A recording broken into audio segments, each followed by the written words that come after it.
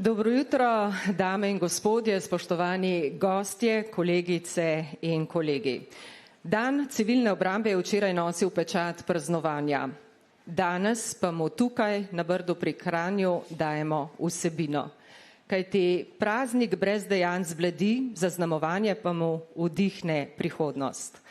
Še posebej današnji dan naj nas spomni, da odpornost ni samo beseda, ampak način življenja. Nekoč smo verjeli, da je pripravljenost zaloga konzerv in prižgane sveče. Danes vemo, da odpornost pomeni veliko več. Pomeni vodo, ki nas ohranja pri življenju, industrijo, ki nas varuje in pripadnost, ki nas povezuje.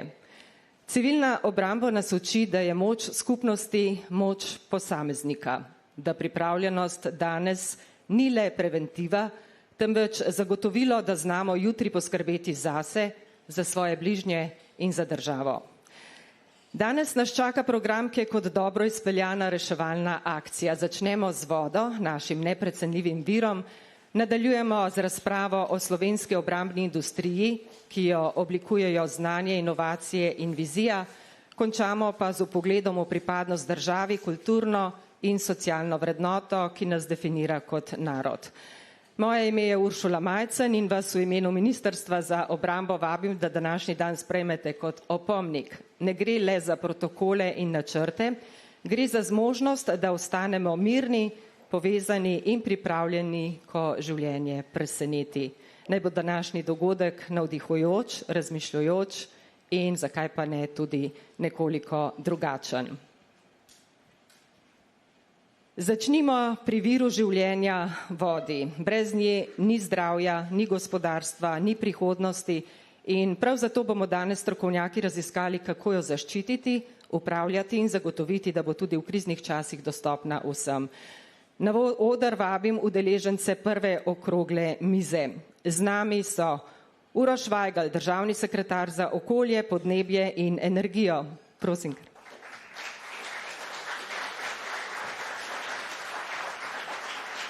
Izredni profesor dr. Branko Gabrovec, generalni direktor Nacionalnega inštituta za javno zdravje.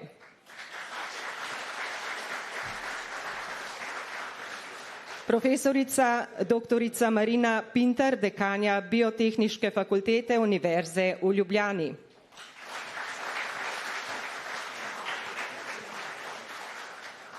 Jože Tomec, vodja sektorja vodovod, javno podjetje Voka Snaga. In moderator dr. Aleš Bizjak, predsedujoči Biroju vodne konvencije. Izvolite. K uvodnemu nagovoru pa z veseljem vabim ministra za naravne vire in prostor, gospoda Jožeta Novaka. Prosim.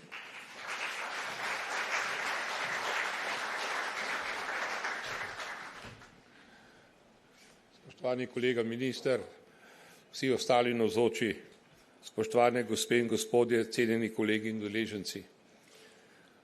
Že vrsto let so politika, odločevalci, strokovnjaki in raziskovalci enoglasni. Živimo v času kompleksne krize, ki jo tvorijo predvsem podnebna, vodna, zdravstvena, prehranska in v zadnjih letih žal vedno bolj tudi vojna kriza. Vse pa so kritično povezane z stanjem vodnega okolja in z razpoložljivostjo vode. Voda v spremenjenih okoliščinah kompleksne krize ostaja omejitveni dejavnik za zdravje ljudi in ekosistemov, za prehransko in energetsko varnost, za gospodarski razvoj in varnost ter stabilnost družbe. Na Ministrstvu za naravne vire in prostor smo dnevno na mnogih ravneh, tudi medsektorsko in mednarodnem kontekstu, angažirani z blaženjem in prilagajanjem na tako imenovano trojno planetarno krizo, ki jo tvorijo podnebne spremembe, izguba biodiverzitete in onesnaževanje naravnih virov, kot je voda. Povezanost podnebnih sprememb, hidroloških ekstremov in omejevanje rabe vode smo v Sloveniji vso močjo izkusili v suši in pomanjkanju pitne vode na obali v letu 2022, tudi zaradi napačne politike za oskrbo vode na obali in v poplavah kasneje zgodovinskih razsežnosti leta 1923. Vedno pogosteje opažamo tudi dvig morja in morske poplave. Zato me zelo veseli, da smo se skupaj s kolegi, predvsem z civilne zaščite in cele ekipe, ki so se ukvarjale s tem in z našimi intervencijami, po katastrofalnih poplavah leta 1923 že do konca junija zaključili vsa intervencijska dela in sanacijska dela na vodotokih. Zdaj pa že izvajamo trajno obnovo vodotokov, ki bodo odporne tudi na podnebne spremembe. Ta program je vlada določila kot 5-letni program in ga ne želimo ne prehitevati, niti zaostajati, ker rabimo za to temeljit premislek, da ne spravljamo za situacijo samo v prejšnje stanje, ampak v izboljšano stanje, ki bi lahko bil kos takim razmeram. Hkrati vodno-reševalski deli izvajamo številne aktivnosti in investicije evropskih sredstev v izboljšanje vodooskrbe in čiščenje komunalnih odpadnih voda, čemur bo sledila tudi naslednja finančna perspektiva. Če se malo pohvalim v sili razmer, sicer zaradi katastrofe, prvič v zgodovini ima Ministrstvo za naravne vire in prostor večji proračun za investicije, kot ga ima Ministrstvo za promet oziroma za infrastrukturo. Približno milijardo evrov obračamo letno. Si predstavljate ta napor, ki ga je najprej naredila vlada, da je zagotovila vsa ta sredstva in vso pomoč in seveda obseg del, ki jih imamo na terenu. Mi smo podeseterili, v določenih primerih podvajseterili obseg del na terenu samem. Za povečanje odpornosti družbe pa je ključno pomembno tudi izboljšanje naše pripravljenosti na suše, kar bo gotovo kolegica v okrogli mizi tudi opozorila. Zato odpravljamo izgube na vodovodih in uveljavljamo nove, večje vodohrane. Z Ministrstvom za kmetijstvo pa pripravljamo načrte za namakanje polj. Nenazadnje, z nedavno sprejetim zakonom o oskrbi z pitno vodo ter odvajanju in čiščenju komunalnih odpadnih voda skrbimo tudi za institucionalno preobrazbo področja in to je bistveno, postajamo boljši upravljavci. Skupaj z lokalnimi skupnosti je država v skladu z statutarno določbo 70. člena, da je pravica do pitne vode za vse državljane, smo zdaj zaključili tako, da država pomaga občinam pri oskrbi, glede na velika sredstva, ki smo jih zagotovili za povečanje odpornosti iz Evropske unije, pa dejansko je v Sloveniji teče velik ciklus dograditve vodovodnih sistemov, zmanjšanje izgub, predvsem pa povečanje obsega vodohranov, ker bodo seveda te suše vedno daljše in vedno težje. Na drugi strani pa zagotavljamo čiščenje sredstva iz Evropske unije za čiščenje odpadne in druge vode. Seveda se zavedamo, da nas morajo kot družbo skrbeti še bistveno širši kontekst posledic podnebnih sprememb. Povečanje zdravstvenih tveganj populacije, tveganj povezavi s prehransko in energetsko varnostjo so le nekateri izmed njih. Konsenz mednarodne skupnosti je, da morajo sodobne države neprestano povečevati podnebno odpornost družb in da se na tak način zoperstaviti tegobam spremenjenega podnebja in se pri tem povezovati na vseh ravneh.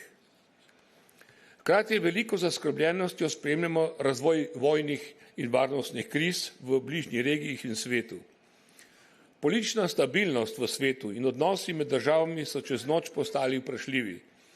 Zato je dolžnost in odgovornost vseh sektorjev, da bomo na novo dejstvo kolektivno zavestimo ter presodimo vzpostavljenost naših virov oziroma odpornost naše družbe na najnovejše varnostne izzive.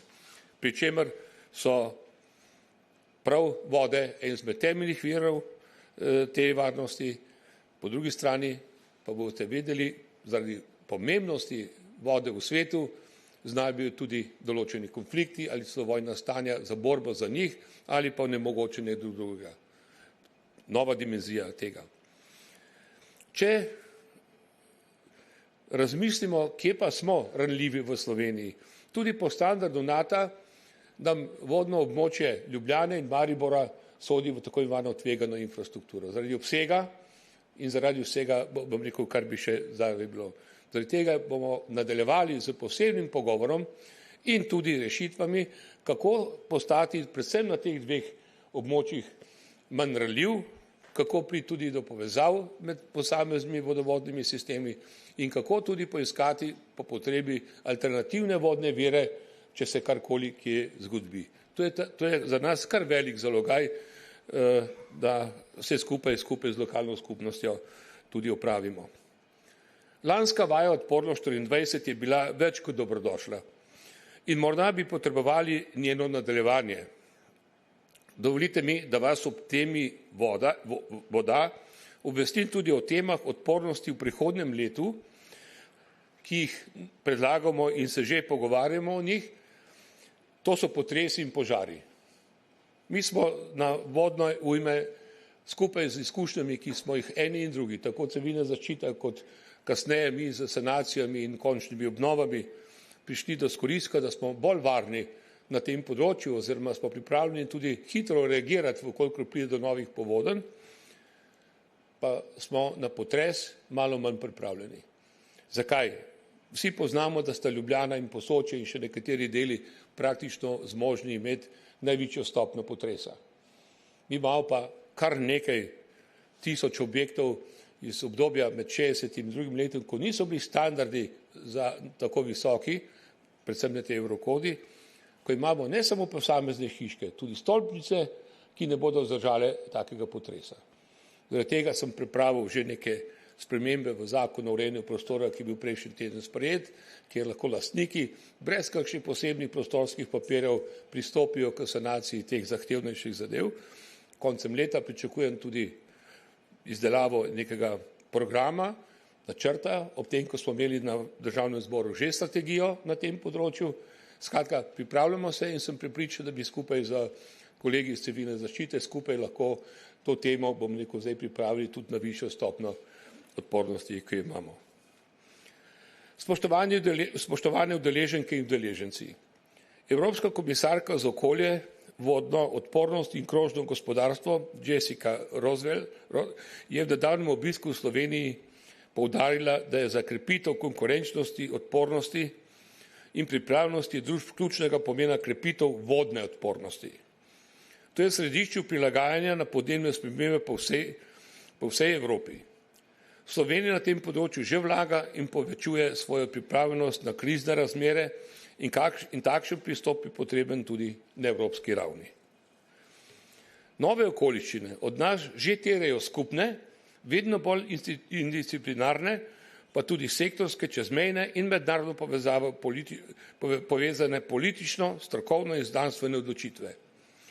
Voda pa postaja osrednji del javne razprave in delovanja od posameznikov do držav, tudi v mednarodnem svetu. V spletu okoliščin sem v letošnjem letu praktično voditelj vseh ministrov, tako Barcelonski konvenciji, Donavski konvenciji, Alpski konvenciji in tudi vodni konvenciji, kot je kolega bil že najavljen, ker v okviru Združenih narodov vodimo, bom rekel, prostor. Slovenija je prepoznana po vodni diplomaciji in po tej plati imamo tudi številne zdaj. Tudi prepoznali so našo aktivnost in hitro reagiranje. V tej priliki prenašam čestitke tako komisarke, ki sem jo prej omenil, in še nekaterih, zadnjič je bila pa ena gospa iz Portugalske, je rekla kapo dol pred vašimi gasilci in organiziranostjo med povezanosti države in lokalne skupnosti.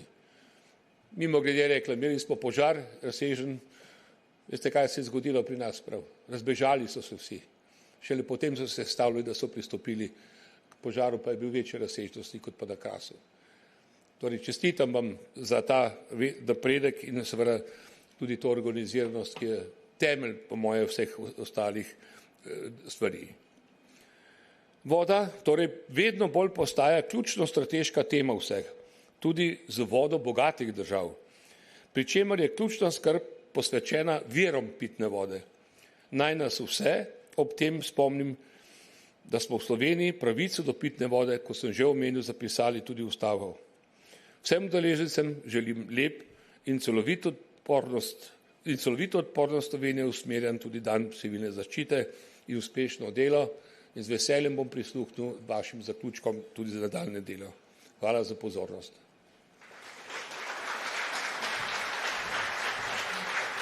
Najlepša hvala, spoštovani minister. Zdaj pa besedo predajam moderatorju okrogle mize, dr. Alešu Bizjaku, ki bo s svojimi sogovorniki torej odprl poglobljen pogled na to, kako lahko Slovenija ostane močna in odporna na področju upravljanja z vodo. Izvolite.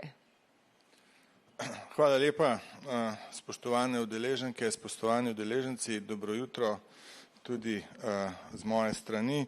Veseli me, da bom tokrat lahko z vami delil naslednjo uro časa z 4 zelo kompetentnimi sogovorniki na temo izzivov zaščite in upravljanja voda v času kriz.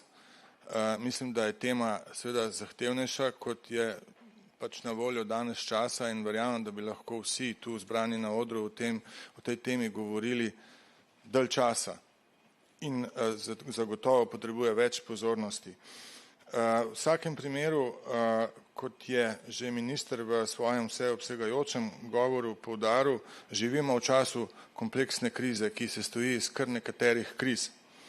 In na vse te krize moramo biti odporni in vse te krize pravzaprav so neizpodbitno povezane z vodo, s stanjem voda. Morda do določene mere samo vojne in varnostne krize, s katerimi se soočamo v zadnjem času. Kljub temu, preden bi predal besedo sogovornikom, bi vas rad upozoril oziroma seznanil z nekaterimi ugotovitvami, ki postavljajo Slovenijo in njen kontekst covidne krize leta 2020, pa potem pomanjkanja pitne vode na obali leta 2022, pa požara na Krasu leta 2022, pa recimo vetroloma in superceličnih neviht leta 2023, ki so jim sledile zgodovinske poplave zgodovinskih razsežnosti, ki so prizadele 86% občin in od tega 49% slovenskih občin močno, bi rad temu dodal kontekst ugotovitev Evropske okoljske agencije. Najvišje avtoritete, ki jo pač države članice Evropske unije imajo na področju presoje stanja okolja in dogajanja v okolju, vključno z napovedmi v povezavi z podnebnimi tveganji za Evropo. In poročilo iz leta 2024, ki je pravzaprav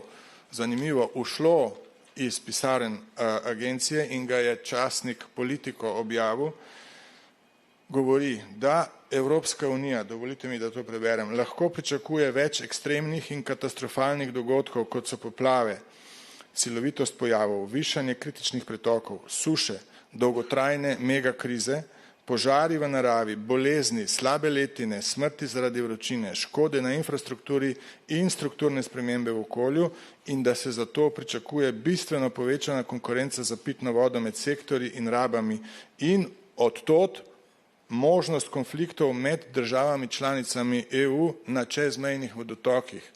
Torej, hudič je odnesel šalo, ugotavlja tudi Evropska okoljska agencija, zato toliko bolj pozdravljam tu današnjo okroglo mizo, ki bo zagotovo razširila vedenje o problematiki vode in povezanosti z krizami tudi na vas.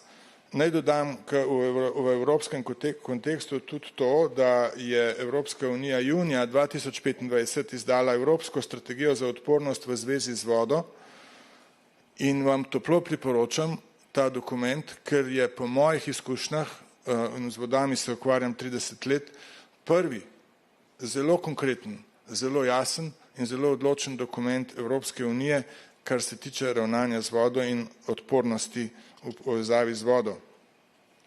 Dodal bi pa samo še to v zvezi s komentarjem Evropske unije in to velja seveda tudi za moje goste tu, razpravljalce, da je v svetu 60% površinskih in podzemnih vodnih virov čezmejnih. Od 195 držav, štejemo jih kot članice Združenih narodov, si 153 držav vodne vire deli. In od 153 držav ima samo 32 držav sklenjene operativne dogovore v zvezi z vodo s sosednjimi državami. Slovenija je ena od teh 32 držav. Voda postaja vedno večji faktor tveganja zaradi vsega prej naštetega. In urejenost Slovenije z sosednjimi državami in njeno delovanje v vodni diplomaciji, o čemer je govoril že minister Novak, je izjemnega pomena in prispeva k varnosti in stabilnosti Slovenije in njenemu prispevku v stabilnosti v regiji. Današnji razpravljalci, kot sem omenil, so in razveselil sem se, ko sem videl seznam razpravljalcev, s katerim bom imel čast porabiti ta čas, so vsi največje kompetence v Sloveniji na področju kriz, povezanih z vodo, ali so to pač, bi rekel, ali je planetarna kriza, ali je vodna kriza, ali je to zdravstvena kriza, ali je prehranska kriza in z njo povezane konteksti. Tako, da bi najprej dal besedo pravzaprav doktorju Gabrovcu, generalnemu direktorju Nacionalnega inštituta za javno zdravje, ki je naša najvišja avtoriteta na področju javnega zdravja. In sicer, doktor Gabrovec, ko sem prebral vaš kratek življenjepis, me je navdušilo to, da imate pravzaprav izkušnje na vseh ravneh zdravstva, na primarni, na sekundarni, na terciarni ravni, da imate izkušnje tudi z zdravstveno krizo COVID-19 leta 2020. Zato me seveda v kontekstu upravljanja z vodo in predvsem v kontekstu pomena dostopnosti pitne vode veseli in zanima, kako ste covidno krizo doživeli vi, kaj se je pravzaprav naša družba naučila iz vsega tega in predvsem pa to, koliko smo lahko hvaležni vodnatosti Slovenije in dobri kakovosti vode v Sloveniji, da ta kriza ni bila hujša. Namreč, če dovolite, po podatkih Združenih narodov in Svetovne banke, 29% svetovne populacije nima dostopa do varne pitne vode in 36% svetovne populacije v gospodinjstvih nima možnosti pranja rok. Pranje rok je prva obrambna linija pred pandemijami. Torej, a bi se to lahko slabše končalo za nas, če stanje z vodami ne bi bilo tako, kot je, in kako vidite pravzaprav to nadaljno krepitev zdravstvene odpornosti v povezavi z vodami? Hvala lepa. Najprej hvala za povabilo na tako pomemben posvet, ker govorimo o eni od najbolj elementarnih stvari, to je dejansko vode. In sem vesel, da smo mi kot Nacionalni inštitut za javno zdravje k temu seveda povabljeni, ker je le to del javnega zdravja. Mogoče mini servis za začetek. Nacionalni inštitut za javno zdravje, bolj poznana je kratica NIJZ. Kdo od vas je že poprej, govorim pred covidno pandemijo, slišal za NIJZ? Okay. Nekaj rok sem videl, jih pa ni bilo tako veliko, to pa moram reči. Ne. Želim pa povedati to, da je javno zdravje tudi pri nas leta 2023 obeležilo 100-letnico organiziranega delovanja, se pravi nekako dobrih 100 let se ukvarjamo na našem prostoru z javnim zdravjem. In v začetku, prav v začetna obdobja javnega zdravja imenujemo sanitarno javno zdravje, ki je elementarno povezano z vodo. Življenjska doba po svetu se je v zgodovini pomembno podaljšala, seveda zaradi napredkov v sami medicini, kot taki, se veste, antibiotiki in tako naprej. Najpomembneje pa ravno v času sanitarnega javnega zdravja, kjer smo seveda zagotovili dostop do čiste, neoporečne pitne vode in odplaknili odplake, če lahko temu tako rečemo. Zdaj, tako vi kot minister ste omenili že krize, ki so se nam zgodile nedolgo nazaj in ravno covidna kriza je bila tista en tak streznilni trenutek za vse nas. Seveda je voda pomemben delež pri zajezitvi, odpravljanju in preventivi prenosa nalezljivih bolezni, tako v mirnodobnem kot vojnem stanju. Mogoče COVID nekoliko manj povezan s tem, glede na to, kako se lahko sam virus prenaša, ampak kljub temu. Lahko rečem, da je to obdobje bilo ključno za priprave tudi na to, kaj je vse sledilo. In zelo tako vi ste omenili dokaj kratek interval, kaj se nam je še vse od COVID-a zgodilo. Mi smo bili takrat v času COVID-a pravzaprav primorani čez noč postaviti in v operativo spraviti kar nekaj postopkov, da smo lahko obvladovali to epidemijo, kolikor je le v tistem obdobju šlo. Hkrati smo se pa takrat že zavedali, da krize, ki prihajajo, bodo lahko čez 10 let, 15, 20 let, lahko pa tudi jutri. In smo bili takrat zavezani, da se še bolje organiziramo, predvsem pa, da se bolje povezujemo. In takrat smo mi pri nas ustanovili tako imenovani EOC, Emergency Operating Center, zasnovali njegovo delovanje in potem kasneje, ko smo ravno hoteli ga prvič testirati, smo žal imeli možnost ga testirati v bistvu, bi rekli temu v živo, ko so se nam zgodile te poplave.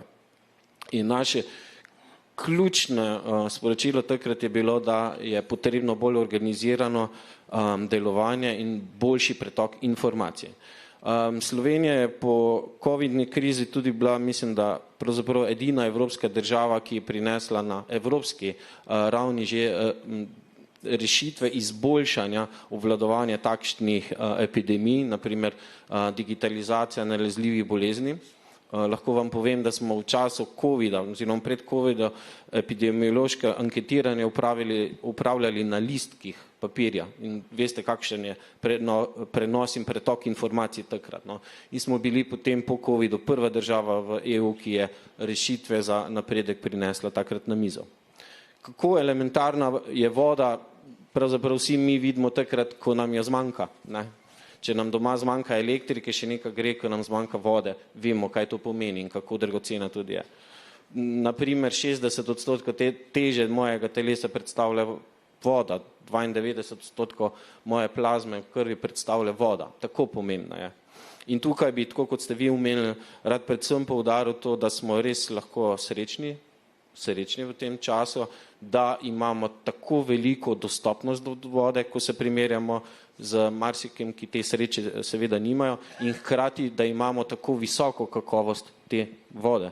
Zato mi na Nacionalnem inštitutu za javno zdravje želimo poudariti, da je voda pri nas iz pipe pitna in dajmo jo prosim uporabljati. Ne potrebujemo ustekleničenih, še bolj problematične vode, ki je v plastični embalaži. Mogoče toliko za začetek. Hvala lepa.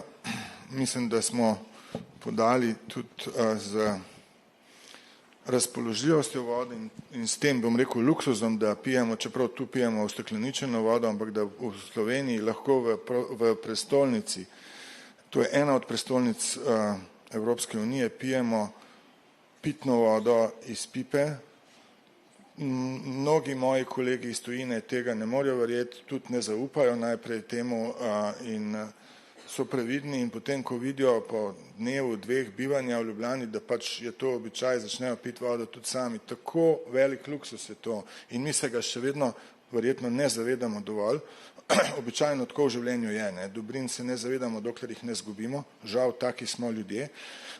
Je pa to odlična iztočnica, zdaj se prav ta pitna voda iz pip, tudi da pogledamo na področje prehrane in na področje prehranskih kriz in z nami je dr. Pintar, strokovnjakinja za trajnostno rabo naravnih virov, zlasti vode in tal v kmetijstvu iz katedre za agrometeorologijo, urejanje kmetijskega prostora ter ekonomiko in razvoj podeželja. Če smem, predno vam zastavim vprašanje, najprej dati en komentar. Vedno je dobro pri vseh teh diskusijah, da zlezemo iz lastne kože ven in da pogledamo po svetu, kaj se dogaja po svetu in kje smo mi. Torej, ponovno po podatkih Združenih narodov in Svetovne banke največ vode v svetovnem merilu porabi kmetijstvo 70%, industrija 20% in gospodinstva 10%. Kakšen strokovnjak za statistiko s to grobo delitvijo ne bi bil zadovoljen, ampak verjemite, za globalno sliko je ta prav zadostna. Napovedujejo tudi, da se bodo do leta 2050 potrebe po hrani povečale globalno gledano za 60%. Da sušni stresi in šoki, spomnimo se globalnih suš oziroma mega suš, o katerih govori Evropska agencija za okolje, sušni stresi in šoki zmanjšujejo prehransko produktivnost za 7 do 14% in dodajam, 15% svetovne populacije živi v območjih s pomanjkanjem vode. Pomanjkanje vode ni samo pomanjkanje vode iz pipe, ampak tudi pomanjkanje vode za potrebe pridelave hrane. Skratka, en velik potencial za nastanek ali pa za v bistvu multipliciranje krize. Torej, dr. Pintar, prehranska samooskrbnost je temelj odpornosti na prehranske krize, ki nastanejo pač iz različnih razlogov, lahko iz čisto stanja okolja, iz podnebnih razlogov, iz trgovinskih vojn, ki smo jih zdaj spoznali, pa seveda tudi iz oboroženih konfliktov. In mene je presenetilo pred časom, par dni nazaj, mogoče 14 dni nazaj, sem poslušal po televiziji, žal sem pozabil, ena gospa je to povedala, iz zelo pomembne institucije za prehrano v Sloveniji, da se bomo morali Slovenci navaditi na manj založene police v trgovinah s hrano v prihodnje. Torej, prva opozorila, prve napovedi strokovnjakov so jasne. Hrana bo postala večji luksus. In zdaj, kako vi ocenjujete stanje Slovenije glede odpornosti v zvezi s prehranskimi krizami in kaj bi bilo pametno narediti, da bi bila Slovenija bolj, bi rekel, samozavestna v tej prehranski prihodnosti, pa bolj odporna in tako naprej. Najlepša hvala za vabilo na ta dogodek. Tudi mene zelo veseli, da lahko z različnih zornih kotov govorimo o isti tematiki, to je vodi. Najlepša hvala za postavljena vprašanja. In če kar na začetku povem, kaj je pod črto moj odgovor, pa bom potem ga razložila.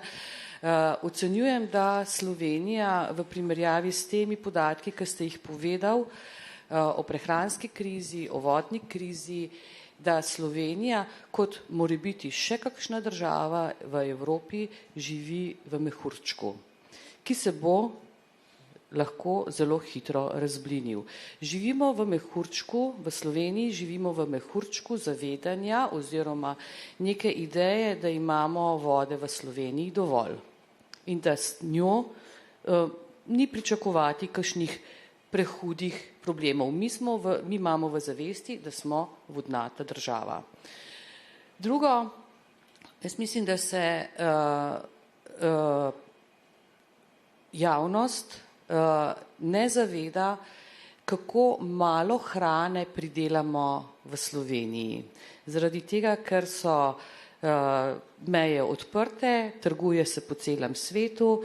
Za enkrat, mislim, da tiste krize, ki so že vplivale na kakšne tokove dobave surovin, da se jih nismo tako zelo zavedali, da bi nas kot potrošnike prizadele v denarnici, ampak smo imeli že signale.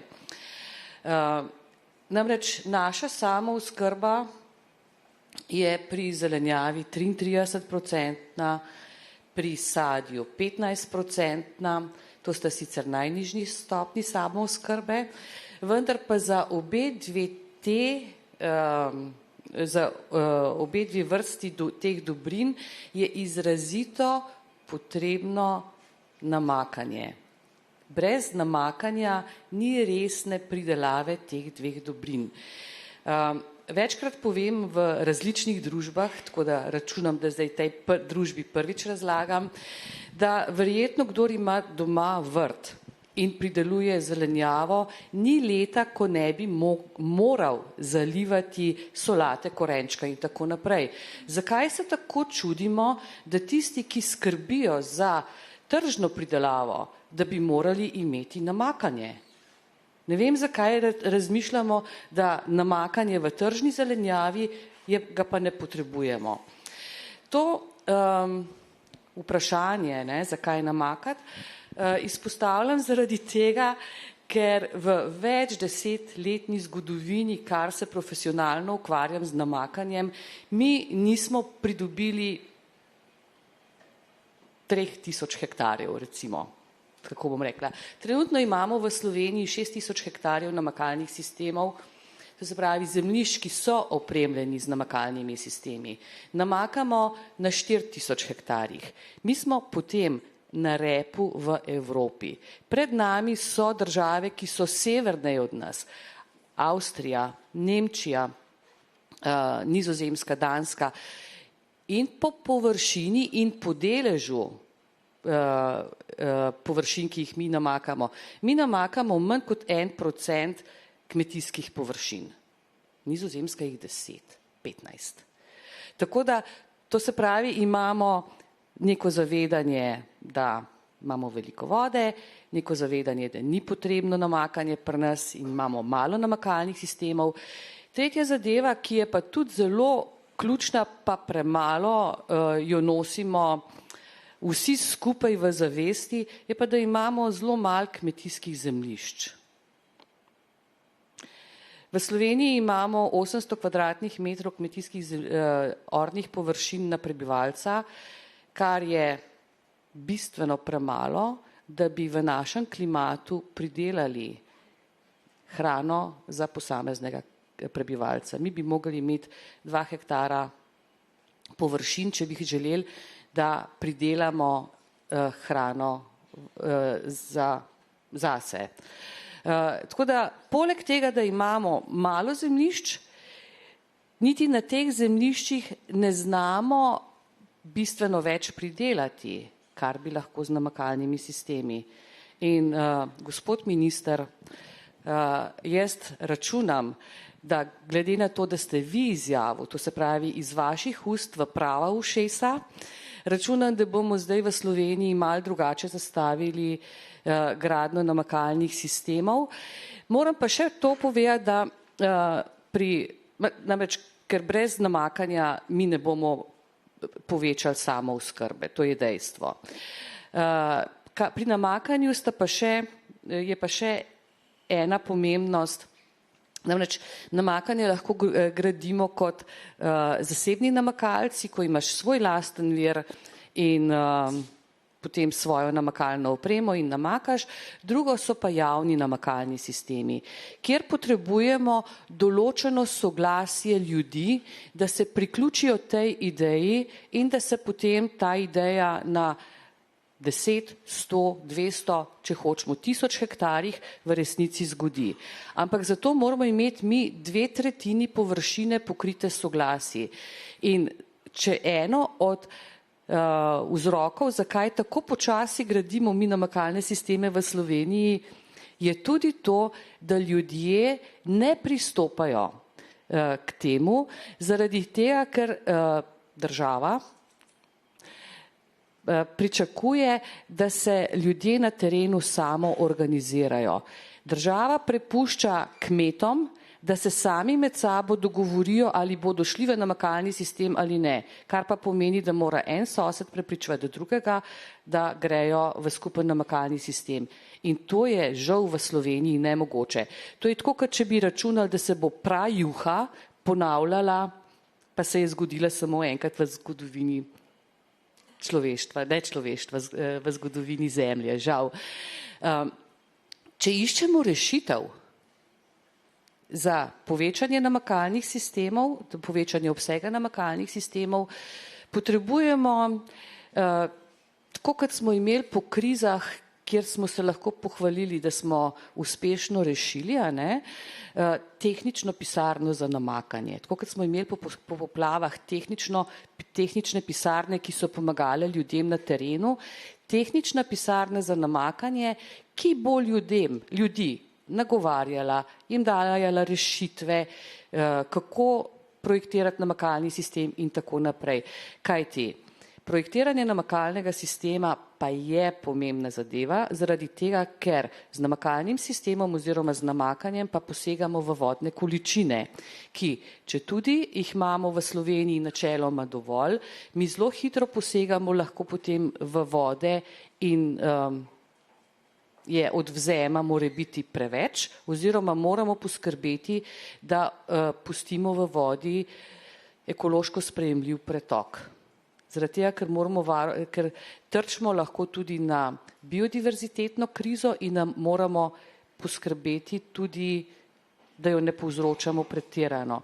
Zaradi tega je tako zelo pomembno, da so namakalni sistemi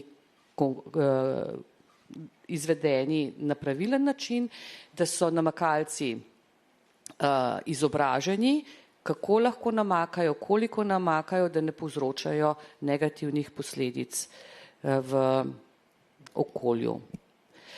In potem samo še zadnja točka, ker na to so vezane tudi potem vezana vodna dovoljenja, rezervacija vode v teh vodotokih in mislim, da je na spletni strani vašega ministrstva zapisano, da imamo v Sloveniji 22 milijonov rezervirane vode za namakanje, to je velikost Blejskega jezera, ki se niti slučajno ne uporablja za namakanje, ampak je rezervacija, kar pomeni, da nihče drug te vode ne more uporabljati. In tudi zaradi tega je treba imeti potem sodelovanje z ljudmi. In če zdaj samo še širše v Evropi posežem, evropska politika, različne evropske politike se zavedajo, da namakanje lahko seveda po eni strani dviguje samooskrbo s hrano, po drugi strani posega v vodne vire, kjer lahko povzroča negativne vplive in Evropsko računsko sodišče je leta 2021 ugotovilo, da kmetijska politika z vsemi svojimi ukrepi v povezavi z namakanjem ne vzpodbuja trajnostne rabe vode, ampak jo spodbuja v pretirano rabo, kar pomeni, da je tukaj potrebno narediti nekaj ukrepov. In mislim, da je bil potem, in ugotovili so, da po sistemu polluter pays, to se pravi onesnaževalec plača, kmetijstvo prispeva bistveno premalo vode z dajatvami v ta sklad in priporočajo dvig dajatev. Ko smo prvič imeli načrt upravljanja voda, so kolegi iz ministrstva ugotovili, da so vodna povračila za namakanje 100-krat preniska. Takrat je ministrstvo za kmetijstvo izposlovalo, da so te dajatve ostale na nizki stopnji. Zdaj, ko smo dobili dovoljnino, jaz mislim, da malo že zaradi teh signalov iz Evrope, si je spet ministrstvo izposlovalo, da je dovoljnina nižja, kakor je bilo izračunano in mislim, da to ni čista prav pristop, ker bolj kot nižanje z diplomatskimi dogovori bi bilo potrebno doseči manjšo porabo vode z večjim znanjem med namakalci in tistimi, ki načrtujejo. Hvala. Hvala lepa. Torej, od zdravja in povezave z vodo preko prehrane in povezave z vodo prehajamo pa zdaj na kritično infrastrukturo. To je en pojem, ki ga verjetno ta auditorij zelo dobro pozna, sem pa prepričan, da širša javnost pojma kritična infrastruktura ne pozna dovolj dobro in zato me veseli, da danes govorimo na tej mizi tudi o tem. No. In z nami je seveda gospod Jože Tomec, dolgoletni vodja vodovoda oziroma dolgoletni vodja področja vodovoda v javnem podjetju Voka Snaga.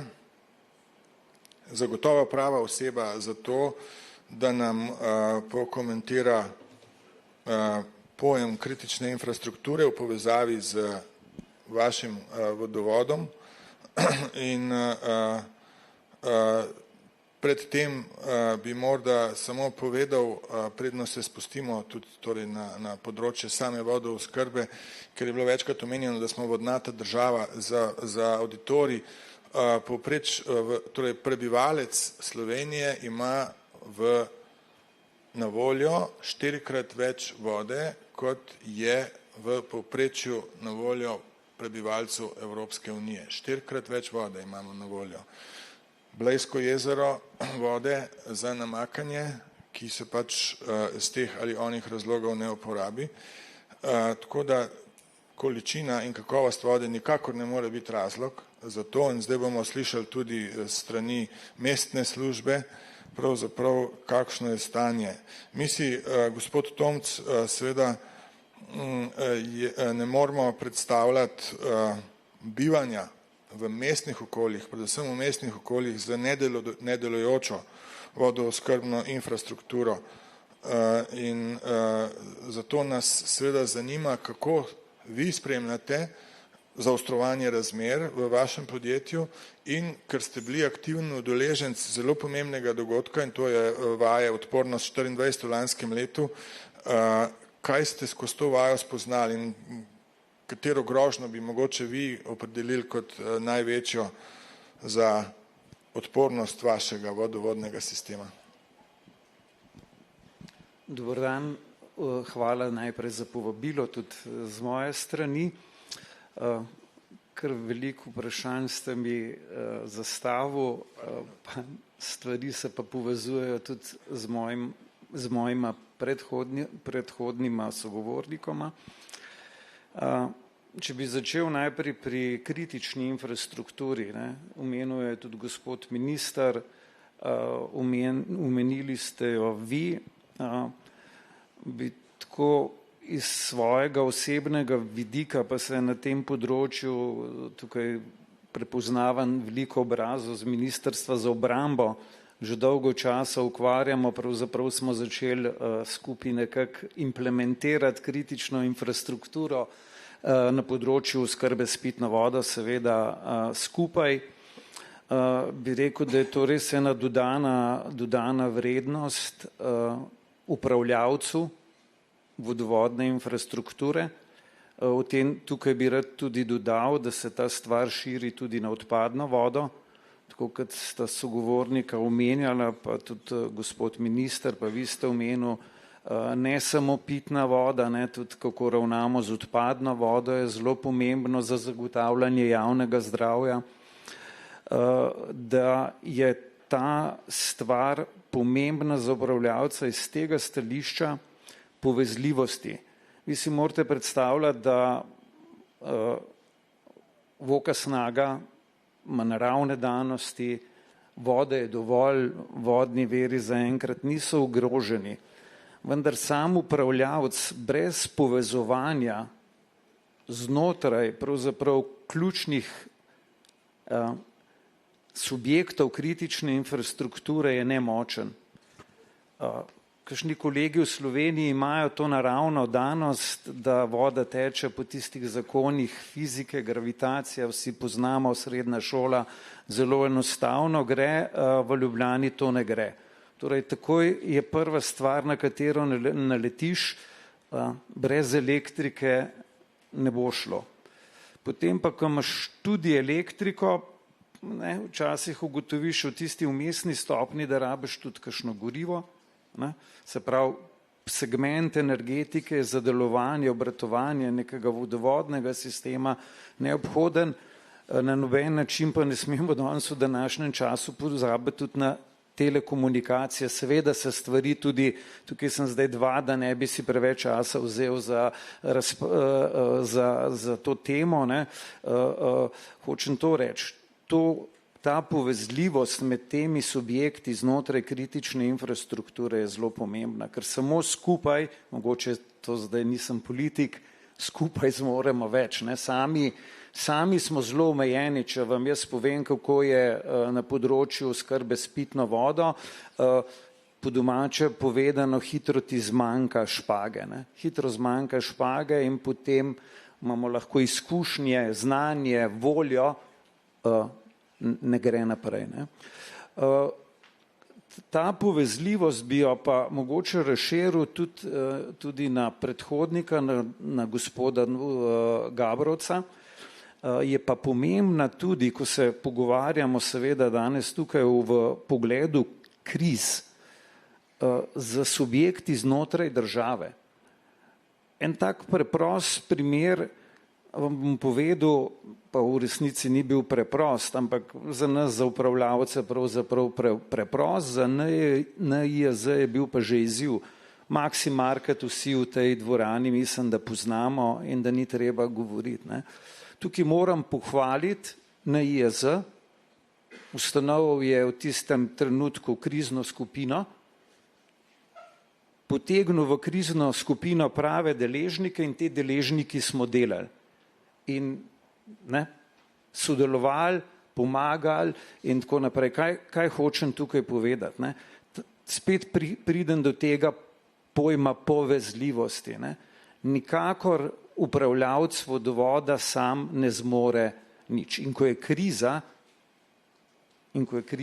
je pomembno to, da je stvar vodena iz ene strani in da se ostali, tukaj danes vidim, da je veliko uniform, kot v vojski, ki smo jo služili, komanda in se stvari odvijajo in delajo. Ne. Tako da to je ena od takih stvari, ki jo vidim, ne, in tudi, ko je gospa Pintar omenila, ne, te stvari, kar se tiče oskrbe s pitno vodo, pa potem tudi včasih je to kolizija, ne, namakanje oskrba s pitno vodo, industrijska raba. Ampak jaz mislim, da z enimi pametnimi ukrepi in spet sodelovanjem je vsaj v Sloveniji na tem območju, kjer smo, vode dovolj. Seveda, nekdo upravlja s to vodo, odloča, koliko je komu namenjeno, in če znotraj tega delamo tako, kot je dogovorjeno, mislim, da ne bi smelo biti težav. Ne. In gospod minister je omenil, tukaj se mi zdi za oskrbo s pitno vodo ena ključna zadeva, povezljivost vodovodov. Ne. Glejte, mi smo največji vodovod, sicer ne po kilometrih so kolegi iz severovzhoda boljši, ampak po številu prebivalcev, logično, ne, Ljubljana je glavno mesto in tako naprej, smo daleč največji, nas, bom rekel, nihče v Sloveniji ne bo ujel. Ampak, da boste vedeli, tudi največjemu upravljavcu v Sloveniji, kdaj na kakšnem delu zmanjka vode.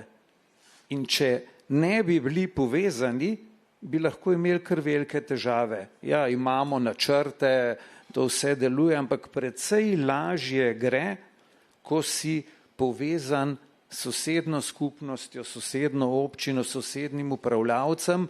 V primeru kriz, pa v naših primerih ni bilo krize, ampak lahko se pa resne krize zgodijo, da ne bi začel z vojno, ampak lahko so okoljske težave in tako naprej, je ta povezljivost vodovodov izredno pomembna. Hvala lepa. Skratka, vaše sporočilo je, povezujemo se za boljšo odpornost, za večjo odpornost. Ne? Absolutno, kot upravljavce pravim, ene res velike infrastrukture, ki, koliko je gospa Pinter omenila, 22 milijonov, nisem vedel, da ima Blejsko jezero 22 milijonov kubikov, lahko vam pa povem, da Voka Snaga vsako leto proda 22 milijonov kubikov vode. Ne, se veste, koliko prebivalcev ima Ljubljana, kakšna količina vode je, ampak to vodo mislim, da lahko zagotovimo. Ne. Hvala. Ja, super je, da auditoriju plastično predstavljamo te številke, recimo s primerjavami z Blejskim jezerom, ki ga vsak pozna, drugače so statistike zelo abstraktni pojmi. In zdaj bi dal priložnost še našemu četrtemu razpravljalcu, gospodu Urošu Vajglu, državnemu sekretarju za okolje in podnebje na Ministrstvu za okolje, podnebje in energetiko, ki je, razen da je trenutno državni sekretar, v svoji karieri služil v času drugega predsedovanja Svetu Evropske unije, slovenskega predsedovanja Svetu Evropske unije leta 2021, je predsedoval pravzaprav mehanizmu Sveta Evropske unije za odziv na krize ter koordiniral krepitev odpornosti na krize, ki je bila prioriteta takratnega slovenskega predsedovanja. Skratka, gospod Vajgl, zdi se, da po 4 letih od našega predsedovanja, pravzaprav tele teme, o katerih se danes pogovarjamo, vam ponovno prihajajo naproti, bi rekel. Ne? In veseli me, seveda, tako kot vse ostale, ki so mogoče podnebno senzitivni, da je Državni zbor julija letos sprejel podnebni zakon in s tem postavil Slovenijo na zemljevid sodobnih držav. Ne? In zdaj ta podnebni zakon se, kot jaz vem, ukvarja predvsem z blaženjem in prilagajanjem na podnebne spremembe. Zdaj, gospod Vajgl, kaj nam zakon pravzaprav prinaša Slovenkam in Slovencem, ne, in kako bo pripomogel k povečanju podnebne odpornosti?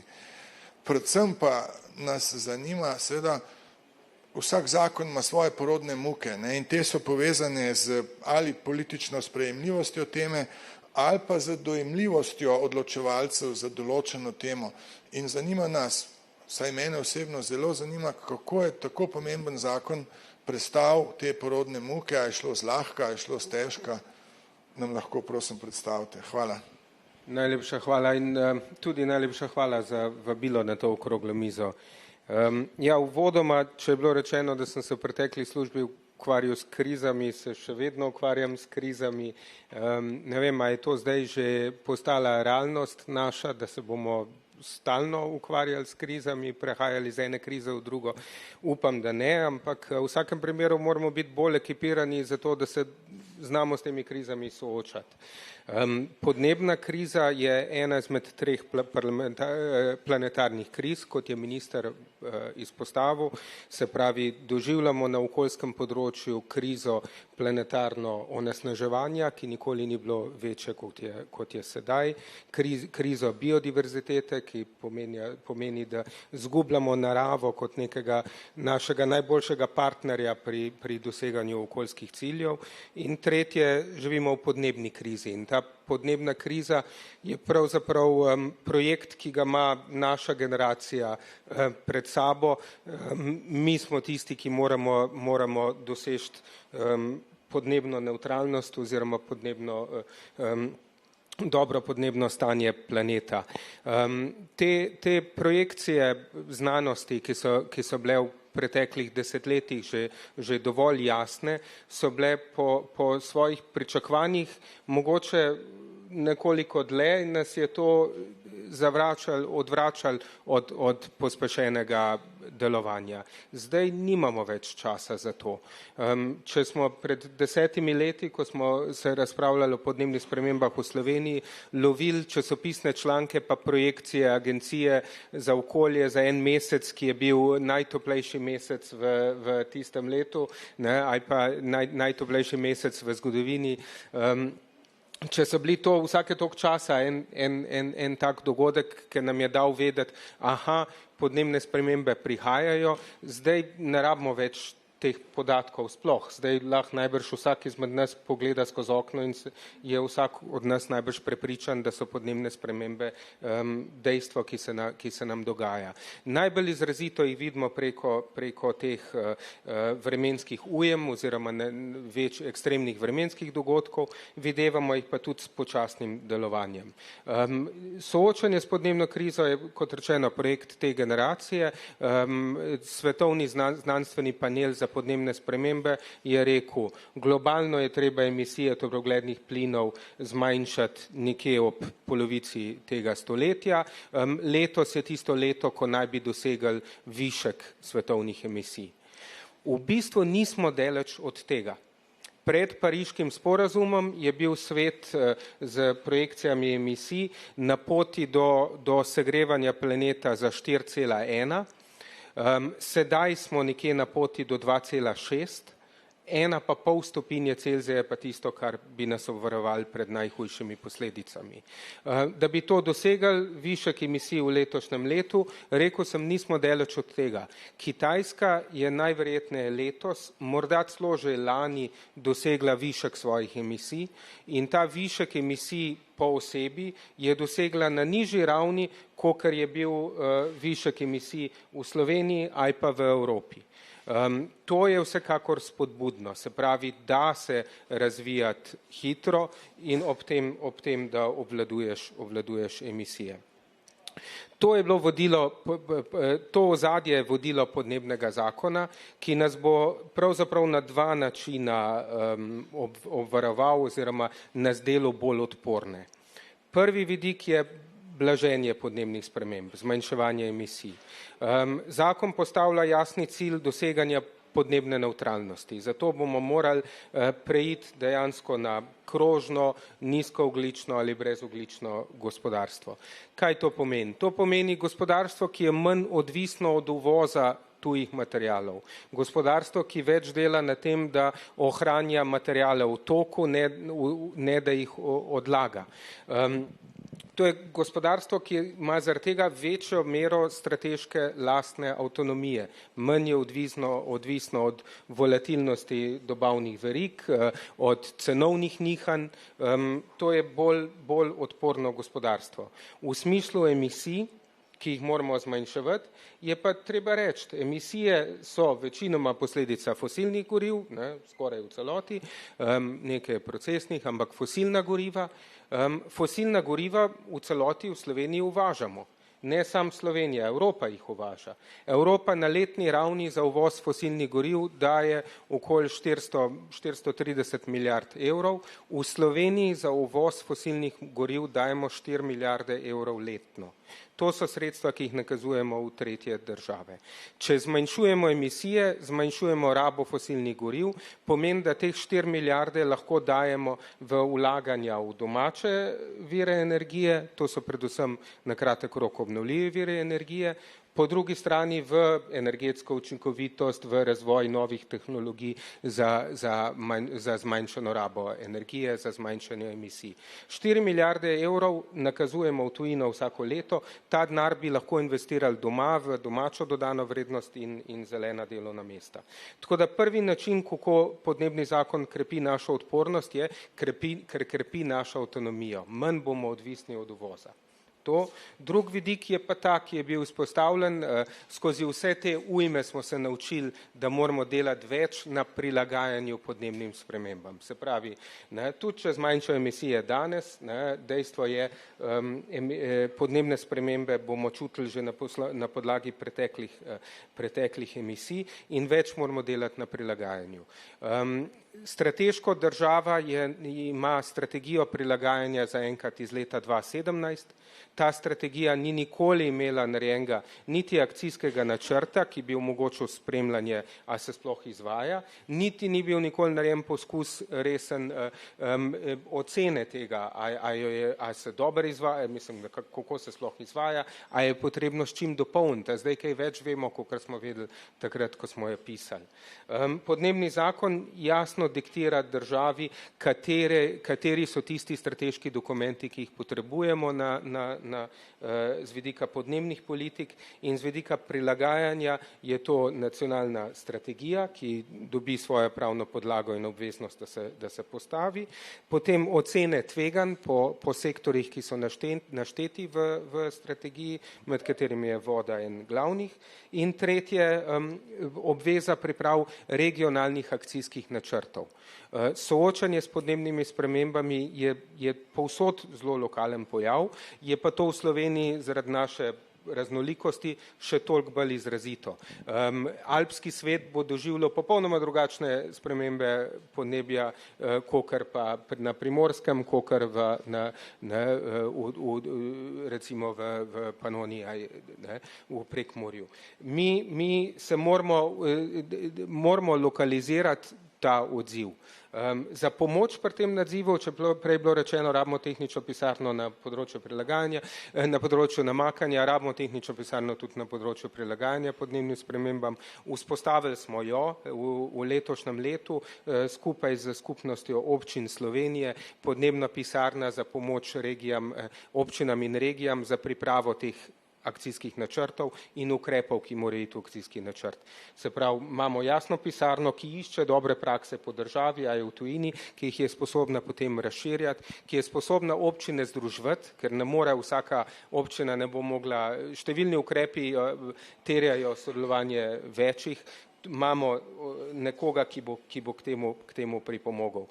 Tako da podnebni zakon bo prinesel z vidika prilagajanja korak naprej k primerjavi s tem, kar imamo in na vseh nas je, da to čim bolje realiziramo. Zdaj pa še ena pomemben poudarek, pa se še vrnem na vprašanje. En pomemben poudarek, ki bi ga pa rad podal, je, da če sem zdaj govoril o podnebnem ukrepanju nasploh, omenil sem trojno planetarno krizo, da poudarim to, da pravzaprav bo razreševanje vsake izmed teh kriz večinoma pozitivno pripomoglo na reševanje drugih kriz.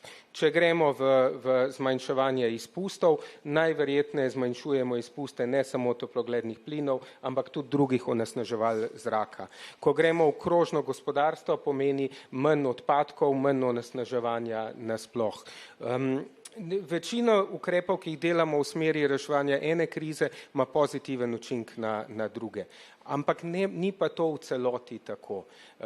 Recimo, če pač primer večje rabe biomase v državi, recimo za ogrevanje, če je ta biomasa v sodobnih kotlih, modernih, sploh če je na daljinskih sistemih, je popolnoma v redu, je čista, ampak tista biomasa, ki se pa kuri doma v zastarelih kotlih, če je les vlažen, recimo, če je to slab odpaden les, neprimeren za kurjenje, povzroča pa onesnaževanje. Tako da niso pa vsi ukrepi, če delamo v tem primeru biomaso za toploto, je to podnebno pozitiven ukrep, lahko ima pa slab vpliv na onesnaževanje, lahko imajo podnebni ukrepi tudi slab vpliv na biodiverziteto, na naravo. Moramo se zavedati, da ko razrešujemo krize, večino stvari, ki jih delamo, je dobro za vse tri, ampak je treba pa vseeno premišljeno, ker samo povezanost vsega bomo dosegali to, kar želimo. Voda je za podnebno ukrepanje neobhodna. Poleg namakanja in njeno vlogo pri prilagajanju, vode so tudi vir ponor ogljikovega dioksida, nasplošno pomagajo nam pri biodiverziteti, ohranjanju narave, ki je naš zaveznik tudi pri podnebnem ukrepanju itd. Kako je bilo, zdaj pa čisto v zaključku, vprašanje je bilo, kako je bilo v parlamentu.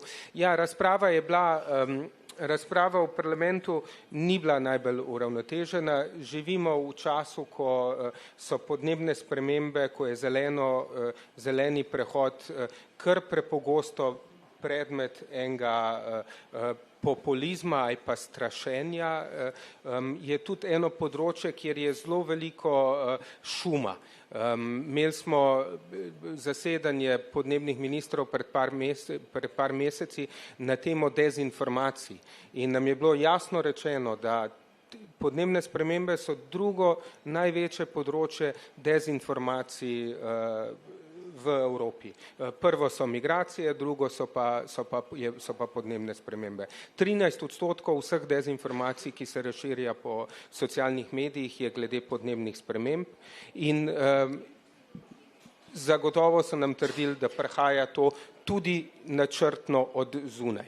Ne, se pravi od velikih držav na našem vzhodu, načrtno dezinformiranje in strašenje ljudem o temi, ki bi potencialno nas lahko kot družbo razdvajala. Ker to, da smo razdvojeni, je v korist, je tretjim državam lahko v korist. Tako da skozi ta šum glede podnebnega ukrepanja zelenega prehoda je trenutno verjetno še celo po mojem mnenju najvišji, da se bo s časom zmanjševal, ker živeli smo par let v nekem zagonu podnebnih ukrepov, trenutno nismo več, ampak podnebna kriza ne bo šla stran. Njene posledice bojo čedalje bolj vidne in to nas bo vrnilo nazaj na to, da bomo poslušali znanost, ki je glede tega jasna.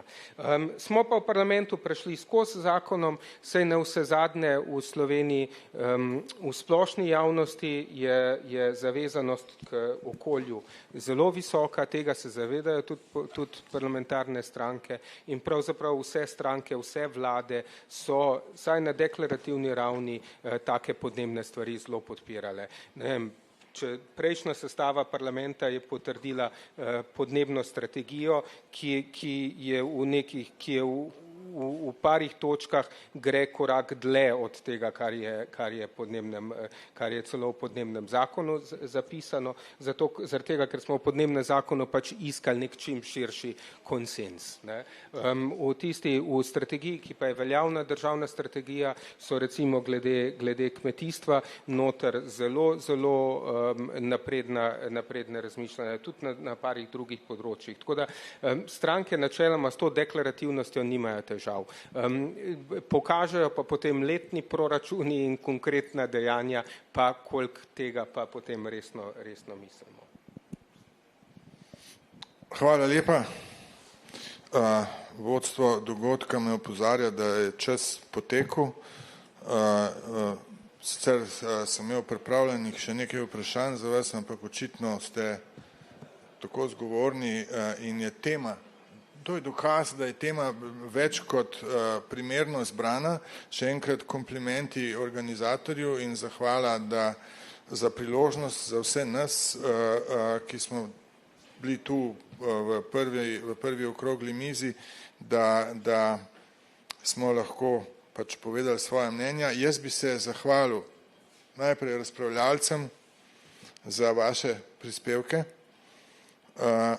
pa verjetno v mojem imenu in tudi v vašem imenu, kot sem že rekel, organizatorju, Ministrstvu za obrambo Republike Slovenije, za organizacijo takega dogodka in seveda vsem vam, udeležencem Dneva civilne obrambe, za pozornost. Hvala lepa.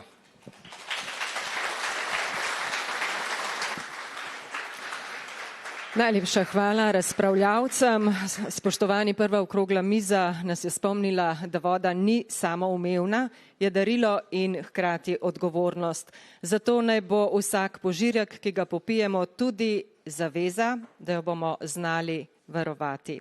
Sledi kratek odmor, vzemite si trenutek za pogovor, razmislek, kavo in vodo, ob 10:30 pa nadaljujemo z drugo okroglo mizo, ki nas bo popeljala v svet slovenske industrije za potrebe obrambe, varnosti in odpornosti.